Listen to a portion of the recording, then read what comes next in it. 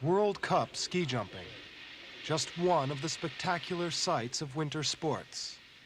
In the last few months, experts like this have been in action all over the Northern Hemisphere. It's a tough, competitive world where victory is a reward for strength and skill. But there are other ways of enjoying the fun of winter, and we've been looking at just a few of them.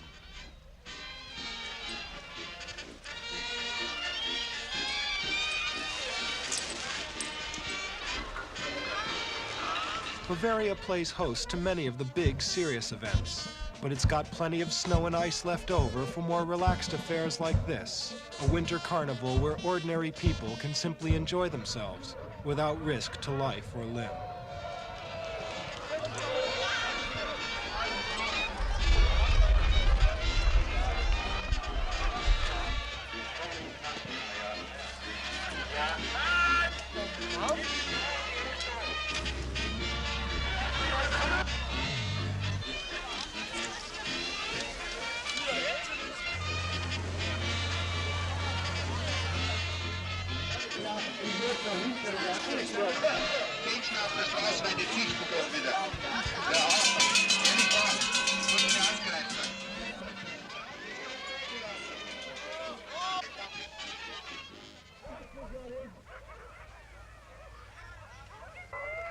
Still in Bavaria, but a championship involving men and dogs.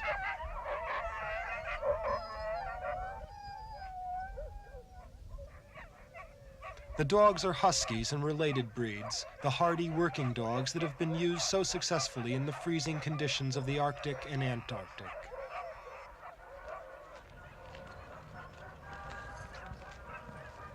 These are some of the stars of the European Polar Dogs Racing Championships, a specialist event which can be traced back to 1910, when the first such races were held in the frozen wastes of Alaska.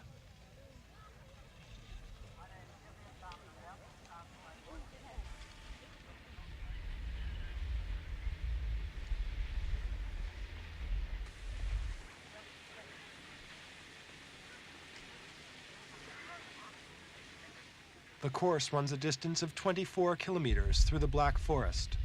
The main competition is open to any sled with a team of 5 or more dogs.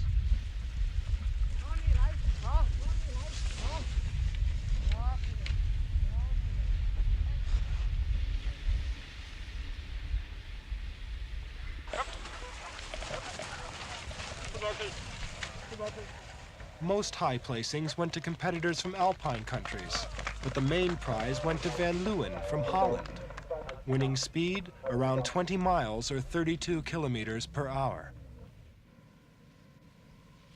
St. Moritz in neighboring Switzerland is the venue for an old sport in a new setting.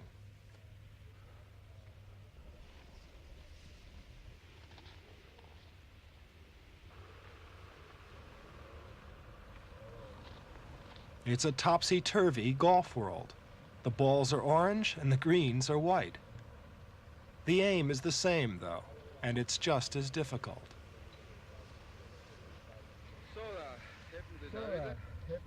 Contestants from 8 nations took part in the tournament, although there were no big names from the world of professional golf here. They would have probably broken their clubs in frustration. But a championship was at stake, and the final winner was Karl von Hentz of Germany. Just along the road, still in St. Moritz, a more established winter sport, curling. The St. Moritz Curling Club was in fact celebrating its 100th anniversary.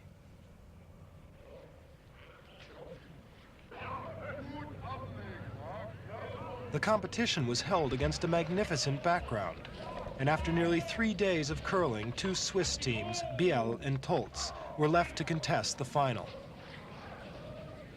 Sweepers are allowed to polish the ice to make the stones go faster. The object is to place the stone as near as possible to the center of the target.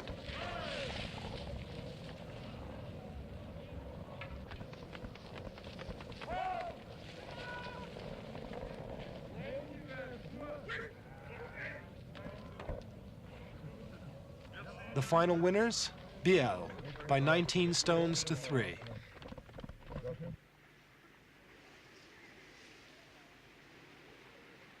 Switzerland was also host for distinctly unusual competition, building snowmen. The essential ingredients are just snow and ice and a sense of fun. But on top of that, there's the kind of skill and enthusiasm that turns an idle pastime into almost an art form.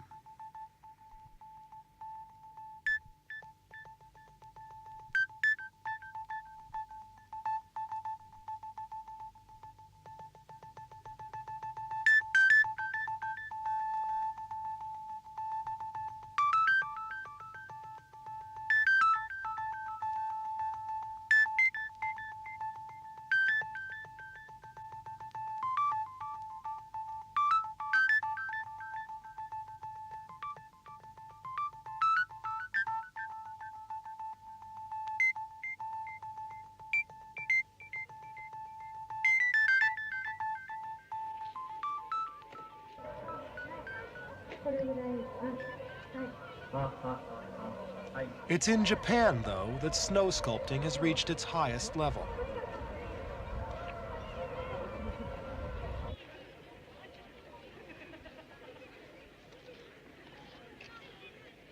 An amazing reproduction of the assembly hall in the Chinese city of Shenyang, which is twinned with the city of Sapporo here, dominates the displays at the 5-day snow festival.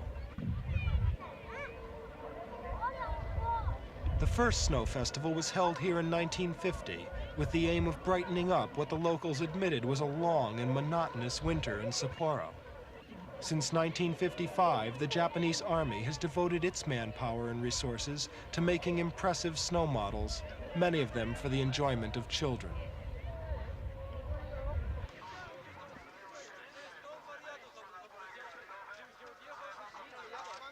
More enjoyment for children.